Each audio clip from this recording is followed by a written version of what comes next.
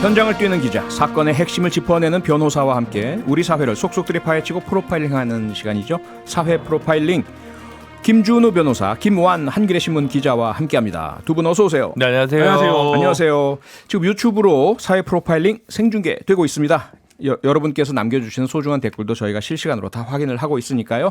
유튜브에서 표창원의 뉴스 하이킥을 검색해서 들어와 주시면 감사하겠습니다. 오늘의 첫 번째 주제 관련해서 먼저 MBC 뉴스부터 듣고 오겠습니다. 연세대학교 학생이 교내 청소 노동자들을 상대로 민형사 소송을 제기해 논란입니다. 집회가 너무 시끄러워 피해를 받았다는 게 이유였는데 이 청소 노동자들은 학교가 아닌 학생과 법정 다툼을 하게 됐습니다. 김환 기자, 네. 연세대 청소 노동자들이 계속 집회를 하고 있는 상황인데 연세대학교 학생이 이 노동자들을 고소하는 일이 발생했다는 얘기죠. 저는 처음에 이 뉴스를 보고 깜짝 놀랐는데요. 그러니까 이게 무슨 고소를 했다는 건가 했는데 내용은 이렇습니다.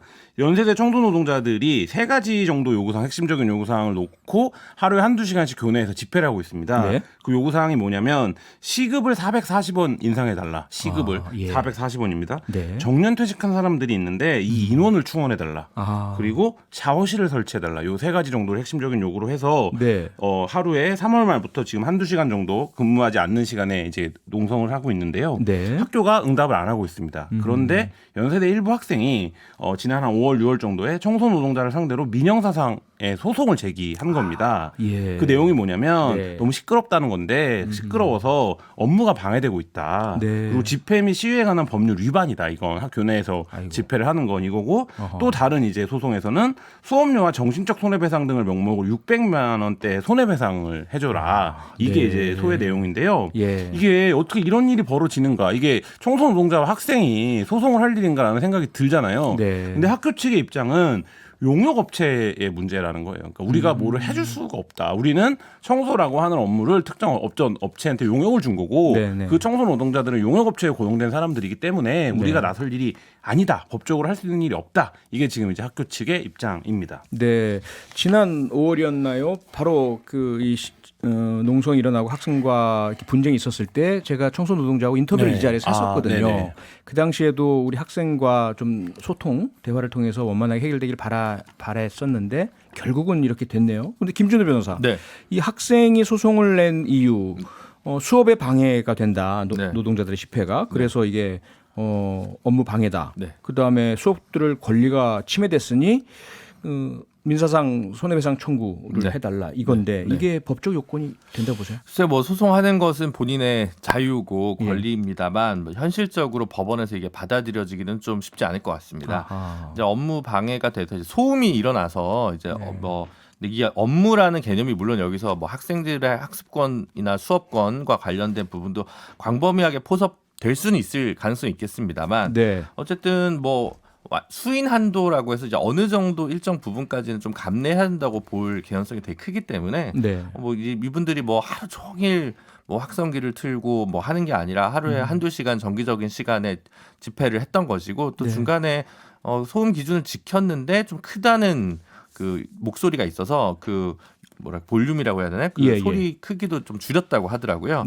그래서 아마 좀 어렵지 않을까 보고요. 수업료 같은 경우 지금 600 몇만 원 청구했다고 이제 보도가 나왔는데 학생 3명이 나눠서 나름대로 좀 과학적으로 계산했더라고요. 자기가 있던 수업 시간이랑 계산해가지고 학생들별로 청구 액수가 좀 다르고 위자료는 각각 100만 원씩 해서 이 3명의 청구를 합쳐서 이제 600 몇십만 원을 청구를 한 것인데 역시 뭐 이제 위자료 문제는 뭐 시끄럽고 이래서 그중에 한 학생은 뭐 본인이 정신과 치료 같은 걸 받아서 의료비로 한 7만 원 정도를 썼다고 하는데요. 그래서 뭐 그렇게 쉽게 받아들여질 거라고 생각되지는 않고요. 다만 뭐 이런 적극적 액션을 했다는 자체가 사실 우리 사회에 좀 적지 않은 파장을 나타내고 있는 것 같고 연세대 문화인류학과의 한 교수님도 이 사태에 좀 약간 감흥을 하셔서 왜 이런 사고들을 할까라는 것과 관련해서 새로운 커리큘럼을 짜가지고 또 강의를 2학기에 개설했다고 또 보도도 됐었거든요. 그래서 법적인 판단 이전에 지금 뭐 노조 측에서도 학생을 그렇게 원망하지는 않고 있고 또 다른 한편으로는 또 노동조합을 지지하는 뭐 연세대 학생들이 한 2,700여 명 정도가 또 연설을 했다고 하더라고요. 네. 그런 봤을 때 좀 슬기롭고 원만하게 빨리 문제가 해결되기를 바랄 뿐입니다. 네, 바로 그 부분인데요. 이렇게 소송을 제기한 학생도 있지만 청소 노동자들에게 동조 동의해주는 학생들도 무척 많고요. 네.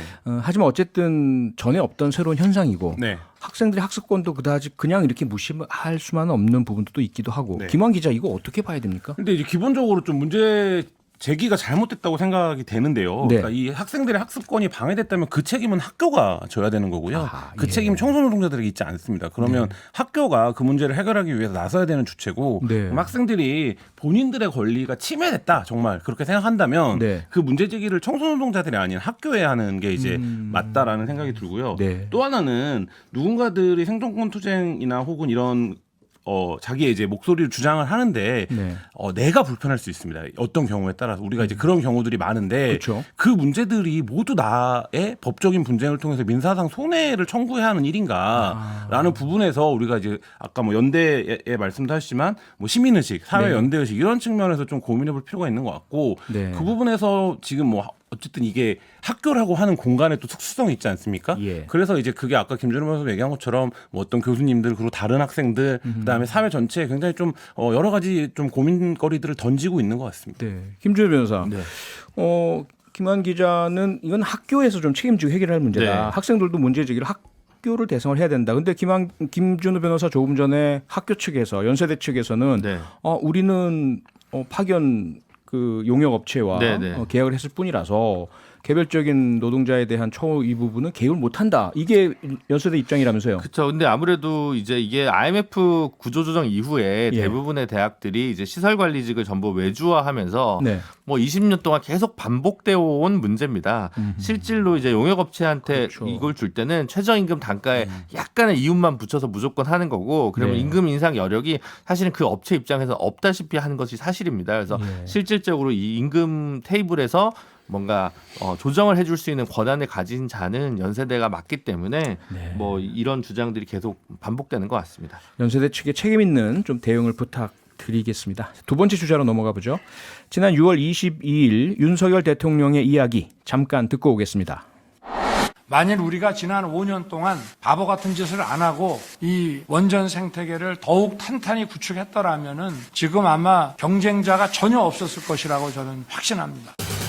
네, 윤석열 대통령이 원전 산업 관련 간담회에서 탈원전 정책을 바보 같은 짓이라고 표현해서 많은 보도가 있었는데 김환 기자, 네. 오늘도 윤석열 정부가 문재인 정부의 탈원전 정책 공식 폐기 선언을 했죠. 네, 그러니까 이 대통령이 이게 원색적인 비난을 할 때부터 사실 이제 예정된 방향이었다고 볼 수 있는데요. 네. 오늘 이제 대통령제 국무회의에서 2030년까지 원전 비중을 30%로 확대하는 새로운 에너지 정책 방향을 심의 의결했습니다. 네. 현재 이제 우리나라 원전 비중이 27.4%인데요. 예. 문재인 정부에서는 2030년까지 이 비중을 23.9%로 낮추겠다 이렇게 목표치를 설정했는데 네. 윤석열 정부는 6%를 이상을 올려서 30% 이상으로 이제 설정을 한 겁니다. 아하. 그럼 이러려면 원전을 더 돌려야 되잖아요. 그러게요. 더 원전이 늘어나야 될 거 아니에요. 그렇죠. 그래서 공사가 중단됐던 신한울 3, 4호기 건설 재개도 오늘 확정을 했습니다. 네, 그야말로 대한민국의 에너지 정책이 정권 교체와 함께 완전히 180도로 바뀐다 이렇게 좀 들리는데 네. 김준호 변호사는 어떻게 평가하십니까 이러한 변화? 글쎄요, 이제 여러 가지 좀 평가해 볼 부분이 있는데 예. 이제 뭐 물론 이제 탈핵이냐 반핵이냐 뭐 원전을 어떻게 할 거냐는 건 정책적인 문제고 전문가들의 많은 수기가 필요한 부분이겠습니다만 네, 그렇죠. 법적으로 보면 이제 지난 정부 막판에 탄소중립 기본법이 새로 제정이 됐습니다. 올해 3월부터요. 네. 그러면서 이제 탄소중립 기본계획을 새롭게 1년 이내에 수립을 좀 해야 됩니다. 예. 그래서 5년 단위로 수립 주기를 맞춰서 20년도에 장기 플랜을 해야 되기 때문에 사실 이제 오늘 있던 계획 이 이제 물론 어느 정도의 가이드라인 되겠습니다만 네. 새로운 법에 따른 좀 계획을 좀 수립을 해야 되는 측면이 있고요. 그에 따라서 정책의 준거가 마련되는 거기 때문에 네. 오늘 것이 갖고 있는 의미가 어느 정도라고 봐야 되냐라고 평가가 좀 나뉠 수 있는 부분이 있는데요. 뭐 그건 네. 아주 절차적인 문제이기 때문에 뭐 그렇다 하더라도 지금 문제가 되는 거는 그 신한울 3, 4호기를 조속히 재개하겠다. 그래서 2030년까지 2025년에는 착공을 해서 네. 2030년에는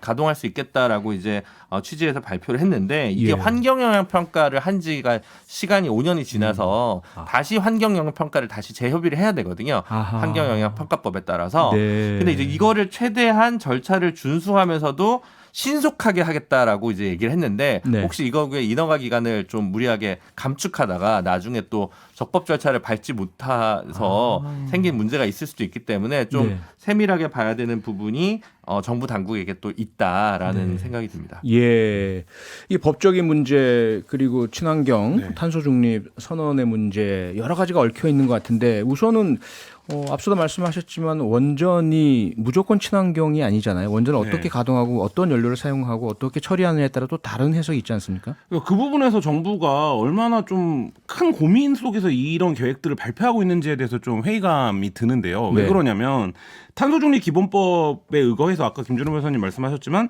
탄소중립 기본계획을 세워야 됩니다. 우리가 2030년, 2050년에는 탄소를 어떻게 줄여나갈 것이게 더 큰 이제 과제예요. 그렇죠. 그러면 그 계획 하에 네. 에너지 계획이 있는 거고 전기수급 계획이 있는 거고 여러 가지가 있는 건데 그렇죠. 지금 정부가 발표하는 거 놓고 보면 이 이제 말하자면 탄소 중립 기본 계획, 그러니까 우리가 탄소를 줄여나가겠다라는 명제 자체를 거부하지는 않을 겁니다. 그러니까 네. 줄여 나가는 건데, 예. 근데 여기서 원전을 늘리고 그러면 다른 이제 말하자면 개발이라든지 뭐 에너지는 어떻게 할 건지 뭐 이런 종합적인 플랜이 지금 있는 것이냐 네. 이 부분에서 좀 정부가 더 설명이 필요해 보이고요. 예. 만약에 그 방향 자체를 트는 거다. 우리는 이제 말하자면 탄소 중립이랑 다른 거다라고 하면 이건 입법 사항입니다. 다시 그러면 국회 차원의 또 논의가 필요한 거기 때문에 네. 정부가 그 부분에서 뭐 원전에 대해서 지난 정부와 우리가 가치가 다르다, 생각이 다르다, 뭐 이거는 이제 알겠습니다. 선거를 통해서 이제 그 부분 얘기를 해왔으니까. 네. 근데 그렇다고 하더라도 이 정책을 집행하는 데 있어서는 좀 절차적 과정이 필요하다, 이 말씀 지적하고 싶습니다. 그리고 네. 사실은 오늘 계획에도 발표는 되어 있습니다만 늘 우리 사회에서 지금 해결 안 되고 있는 게 결국은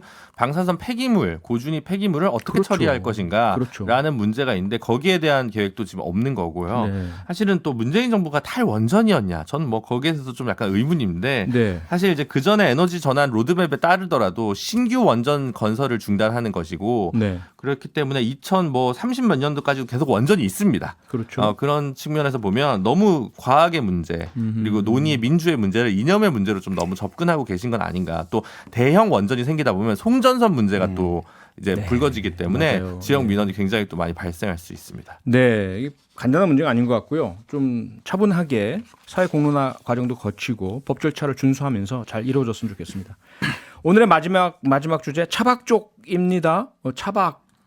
김준호 변호사 차박 해보신 적 있으세요? 아니, 저는 김한 기자와 달리 저희 그 집에서 이제 운전하는 자동차가 SUV가 아니기 때문에 차박을 할 수가 없습니다. 김환 기자와 달리란 전제 네. 조건을 다셔서 김환 기자는 그럼 해보셨다는 저는 차박을 해본 네. 적은 없어요? 없고요. 네. 캠핑만? 차박을 하는 사람들을 캠핑은 해봤고요. 네. 근데 뭐 글램핑이나 캠핑은 해봤고 차박을 하는 사람들을 많이 보긴 했죠. 아하. 여러 가지 감정이 듭니다. 네. 여러 가지 감정이 있다는 말씀을 주셨는데 그중에 오늘의 주제와 연결되는 부분이 있는 것 같습니다. 차박 쪽 민폐가 지금 논란이라고요? 네, 뭐 그 캠핑을 해보신 분들은 이 부분에 대해서 굉장히 민감하게들 생각을 하세요. 그러니까 예. 여러 가지 문제들이 있는데 대부분 네. 차박을 하면 제일 큰 문제가 뭐냐면 물이 없다는 거예요. 맞아요. 그러니까 예를 들면 물이 굉장히 중요하거든요. 캠핑을 할 때. 그러니까 이분들이 어떻게 하냐면 이제 공중 화장실 이런 데를 이용을 합니다. 아하. 근데 이제 그런 데서 뭐 빨래도 하고 뭐 심지어 샤워도 하고 뭐 이렇게 하는데 그게 이제 캠핑을 하시는 분들에게서한테는 굉장히 매너가 없는 일이기 때문에 이제 그 부분은 일단 불편이 많고 네. 또 하나는 이제 캠핑을 하면 그 사이트를 이제 보통 이제 치우고 정리를 하고 가는데 그렇죠. 이 차박은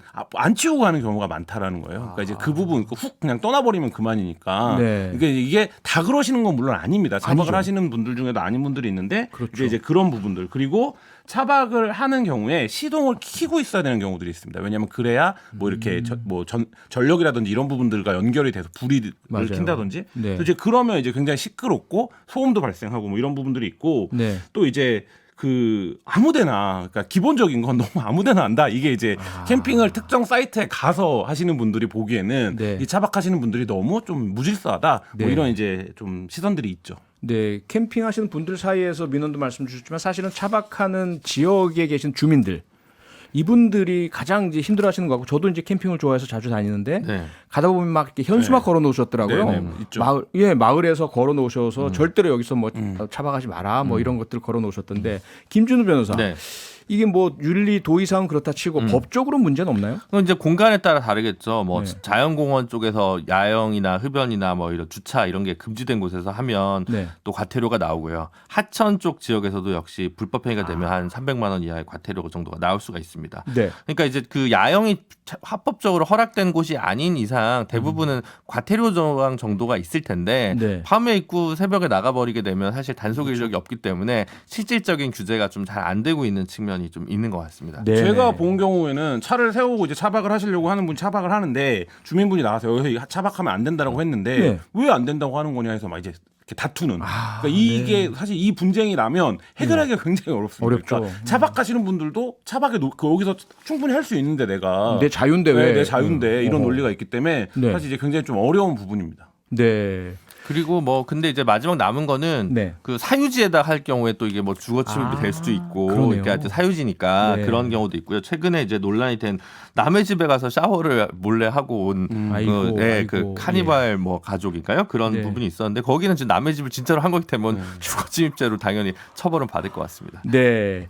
예, 뭐 국립공원 야영장도 있고요. 좋은 거 많습니다. 네. 그리고 민간 유료 캠핑장들도 많은데 물론 이제 차박하시는 분들은 자유 또 남들이 안 오는 거 이런 것들을 즐기신 가시지만 혹시라도 하신다 하더라도 제발 좀 공중도덕 법 지키시면서 네, 맞습니다. 네. 모든 정리정돈 다 하시고 이렇게 하셔야 동료 차박족들 욕먹이지 않는다. 네. 잊지 마셨으면 좋겠습니다. 오늘 여기까지 하죠. 지금까지 김호한 기자, 김준우 변호사 두 분과 함께했습니다. 수고하셨습니다. 네, 감사합니다. 평일 저녁 6시 5분에 여러분을 찾아갑니다. MBC 라디오 표창원의 뉴스 하이킥.